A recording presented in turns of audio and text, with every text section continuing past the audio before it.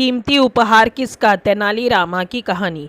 लड़ाई जीतकर राजा कृष्णदेव राय ने विजय उत्सव मनाया। उत्सव की समाप्ति पर राजा ने कहा, लड़ाई की जीत अकेले मेरी जीत नहीं है, मेरे सभी साथियों और सहयोगियों की जीत है। मैं चाहता हूँ कि मेरे मंत्रिमंडल के सभी सदस्य इस अवसर पर पुरस्कार प्राप्त करें। आप सभी लोग अपनी अपनी पसंद का पुरस्कार लें, परंतु एक शर्त है कि सभी को अलग अलग पुरस्कार लेने होंगे। एक ही चीज़ दो आदमी नहीं ले सकेगा। यह घोषणा करने के बाद राजा ने उस मंडप का पर्दा खिंचवा दिया जिस मंडप में सारे पुरस्कार सजाकर रखे गए थे। फिर क्या था, सभी लोग अच्छे से अच्छे पुरस्कार पाने के लिए पहल करने लगे। पुरस्कार सभी लोगों की गिनती के हिसाब से रखे गए थे।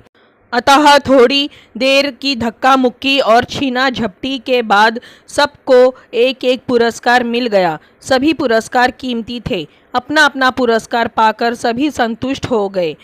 अंत में बचा सबसे कम मूल्य का पुरस्कार, एक चांदी की थाली। यह पुरस्कार उस आदमी को मिलना था जो दरबार में सबके बाद पहुँचे, यानी देर से पहुँचने का दंड। सब लोगों ने जब हिसाब लगाया तो पता चला कि श्रीमान तेनालीरामा अभी तक नहीं पहुँचे हैं। यह जानकर सभी खुश थे।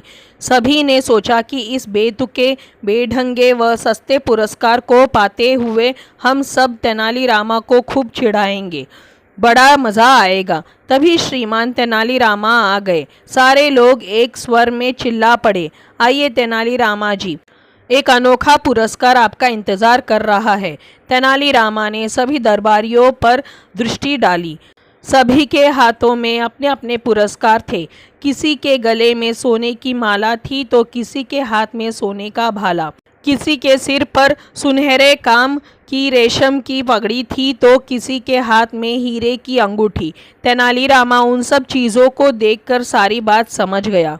उसने चुपचाप चांदी की थाली उठा ली।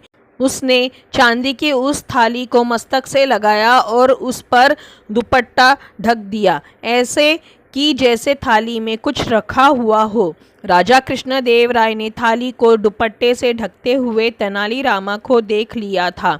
वे बोले, तेनालीरामा, थाली को दुपट्टे से इस तरह क्यों ढक रहे हो? क्या करूं महाराज, अब तक तो मुझे आपके दरबार से हमेशा अशर्फियों से भरे थाल मिलते रहे हैं। यह पहला मौका है कि मुझे चांदी की थाली मिली है। मैं इस थाल को इसलिए दुपट्टे से ढक रहा हूँ ताकि आपकी बात कायम रहे। सब यही समझे कि तेनालीरामा को इस बार भी महाराज ने थाली भरकर अशर्फिया पुरस्कार में दी है। महाराज तेनालीरामा की चतुराई भरी बातों से प्रसन्न हो गए। उन्होंने गले से अपना बहुमूल्य हार उतारा और कहा, तेनालीरामा, तुम्हारी थाली आज भी खाली नहीं रहेगी। आज उसमें सबसे बहुमूल्य पुरस्कार होगा। थाली आगे बढ़ाओ तेनालीरामा। तेनालीरामा ने थाली राजा कृष्णदेव राय के आगे कर दी।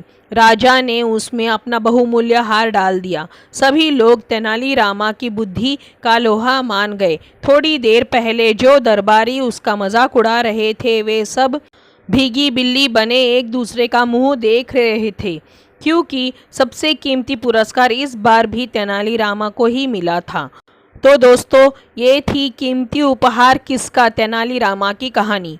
आपको कैसी लगी? अगर अच्छी लगी हो तो इसी तरह की कहानियों के लिए चैनल को सब्सक्राइब करें, वीडियो को लाइक करें, शेयर करें। धन्यवाद।